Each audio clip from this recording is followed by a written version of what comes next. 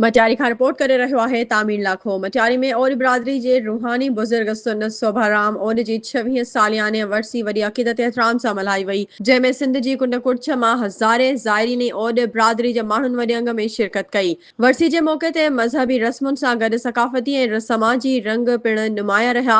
भगतनि पारां भॼन ॻाया विया, जॾहिं त मुरीदनि धमाल ऐं भगती राग में पाण खे झुमराए छॾियो। उन मौके ते रूहानियत सां गॾु हिकु समाजी पैगाम बि ॾिनो वियो। तकरीब के ख़िताब कंदे और बिरादरी जे अॻवाननि मंघाराम और चयो त सनत सोभाराम और न रुगो अमन भाईपे ऐं रवादारी जो पैगाम ॾिनो, पर तालीम जी अहमियत पिण उजागर कई। हुननि वधीक चयो त बिरादरी में तालीम जे वाधारे लाइ स्कूलनि ऐं शागिर्दनि जी मदद जा केतिरा ई क़दम खयां विया आहिनि, जीअं ईंदड़ नस्लुनि खे जदीद दौर सां हम कदम बणाए सघिजे। बिरादरी अॻवाननि ॿुधायो त नौजवाननि खे तालीम सां गॾु समाजी बहितरी लाइ तयार करणो और बिरादरी जो अज़म आहे, जंहिंसां न रुगो बिरादरी जी हालत बहितर थींदी पर समाज में बि मस्बत तब्दीली ईंदी। वरसी जे मौके ते वॾी तइदाद में ज़ाइरीन खे लंगर विरायो वियो ऐं दुआ घुरी वई त मुल्क में अमन भाईचारे ख़ुशहाली क़ाइम रहे।